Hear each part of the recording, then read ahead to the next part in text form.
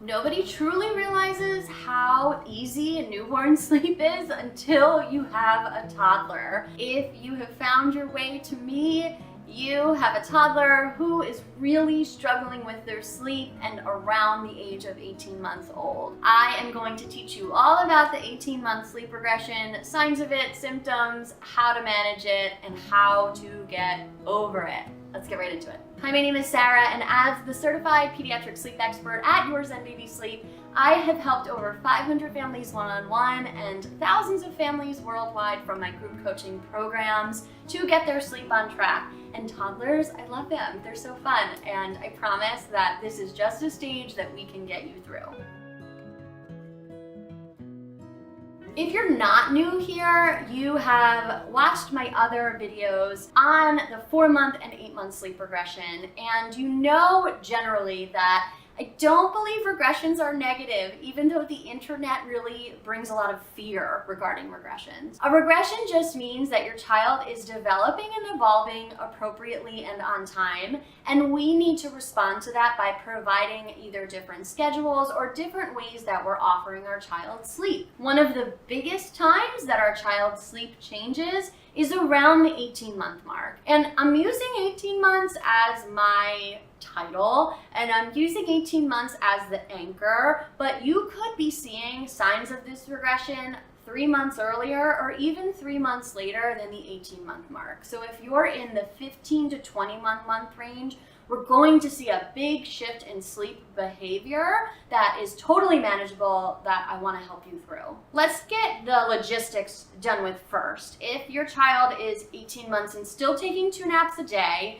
you absolutely need to drop them to 1 nap per day. So a common cause of a sleep regression is simply the modification of a schedule. Your child doesn't need as much daytime sleep or needs to have their bedtime pushed slightly later, and the modification can take care of the regression completely. So this is your first step. If your child isn't napping once a day between 12 and 1 o'clock for about 2 to 3 hours, we need to drop to 1 nap a day. Signs that your child is ready to drop to 1 nap would include, number 1, refusing that morning or that afternoon nap, could be either one. Number 2, they could be taking 2 naps happily but going to bed very, very late. Or number 3, they could be waking up very early in the morning. Early morning wakings at this age are anything earlier than 6 a.m. Typical morning wakings for this age would be between 6 and 7 a.m. It is pretty common for most children to only be on 1 nap at this age, so I find that this regression isn't as much due to schedule changes as it is due to behavior. I want you to think about your child from a developmental standpoint. They are a person now. They are full-blown in the toddler years. They have will. They are starting to understand that they can get what they want. Things don't just need to be offered to them while they wait. And this is going to shine its light and shine through your beautiful toddlers at all times of the day. You might start to see some tantrums crop up. You might start to see some refusal from them. And it really is the time when it's good if you have a partner to sit down together and talk about what your parenting goals are together and how you want to parent in these moments. This is going to be the biggest behavior change that you see in the toddler years, and I don't want it to spill over to things like sleep, which they still need so much of at this young age. What types of behavior might you be seeing at this age? Number 1, refusal to go to bed. They just want to keep playing. They don't want to go to bed, okay? Normal. It doesn't mean that we have to comply with them. We can still hold our boundary and say, no, you need to go to bed. Another big behavior we see at this age, requesting multiple things multiple times. Toddlers are masters of negotiation and stalling, and they will do whatever it takes to get an extra 5 minutes out of you. They want to be up all night partying and don't care that they've requested the same book 17 times. They just want to spend more time with you. These are the 2 biggest behaviors that I see at the front end of their sleep at bedtime that you may have never experienced before. You may have had a solid sleeper and all of a sudden they hit these toddler years and you wonder, like, this used to be so easy. I used to plop them in the crib and go, and now all of a sudden they're requesting so much stuff.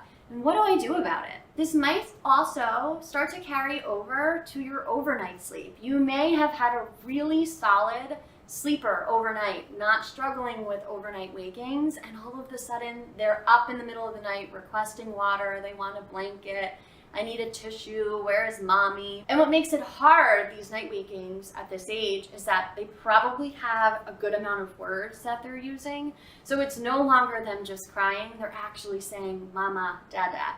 And that can be alarming and also heartbreaking when they're looking for you in the middle of the night for apparently no reason. What I want to empower you with the knowledge of is that it is okay to say no. It is okay to tell your toddler no more. You are the parent and you are allowed to hold a boundary. We do not have to comply with every single one of our children's requests, and we can do that in a loving, kind, fair, and supportive way without causing any yelling or any further tantrums or more crying than we need to see necessarily. The best way to do this, like I mentioned before, is to find a plan for your behavior management and make sure you're implementing that at all times of the day. Because if we're giving in at breakfast time and maybe sometimes after we pick up from daycare, but then we really want to hold our boundary at bedtime, we're going to see more protest.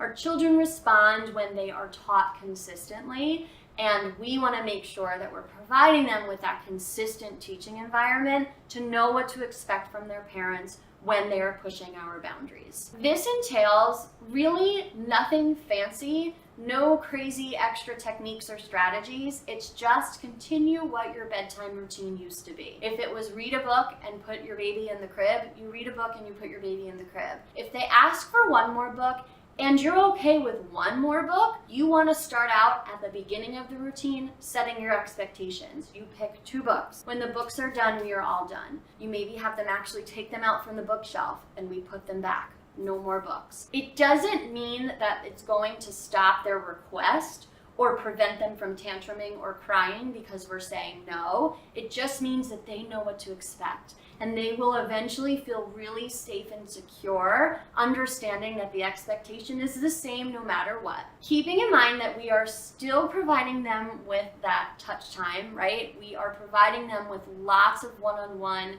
quality time with them before their sleep, and we're giving them enough attention throughout our day to make sure that that tank is full. We want their attention tank totally full so that they're not requesting it all of the time at bedtime. This also makes it easier as parents to know that we've done everything we could during the daytime in order to walk away more easily when they are throwing a tantrum, should they be requesting multiple things at night. And then from there, you just continue to go about your routine as you usually do. You put your baby in the crib, and if they are protesting, and you have already previously sleep trained, you can use something like time checks to go back and forth to check on them and reassure them that you are there to support them, but it is their job to sleep. Or you can choose to stay in the room with them until they fall asleep without them in your arms. I don't want that to become a new sleep association. Whatever you feel comfortable with as a parent that's going to get the message across that we are having a boundary, sleep is our priority. I know you don't understand the importance of it, but mom and dad do, and this is what we choose as a family. How long will this regression last? It really depends on how global your behavior management strategy is. So if you're managing behaviors throughout your day in the same consistent way as you are at bedtime, then the regression will probably be shorter. They're going to pick up on the boundary setting, they're going to pick up on your consistent response, and they may not push as much. You may see that it is resolved in about 1 to 2 weeks. If there is some inconsistency, or if it's really hard to put these new rules into place, it could take a little bit longer. If your child is struggling for more than a month though, that's when I want you to reach out for help. More than a month of sleep deprivation for anyone is way too much. There's a time and place for it in the newborn phase. It is not belonging in the toddler phase. You need sleep, and so does your rapidly growing and developing toddler. Reach out to a certified pediatric sleep expert like myself. Head over to my website, yourzenbabysleep.com, to find out more information about my group coaching as well as my one-on-one coaching packages. And if you have any questions about what that looks like or any more strategies for the 18-month sleep regression, I'd love for you to leave them in the comments. I love interacting with you. As you scroll down there, be sure to give the video a like so I know that this was helpful for you, and subscribe if you already haven't to be the first to know about my latest and greatest sleep tips. As always, from my living room to yours, thank you so much for joining me today, and sweet dreams.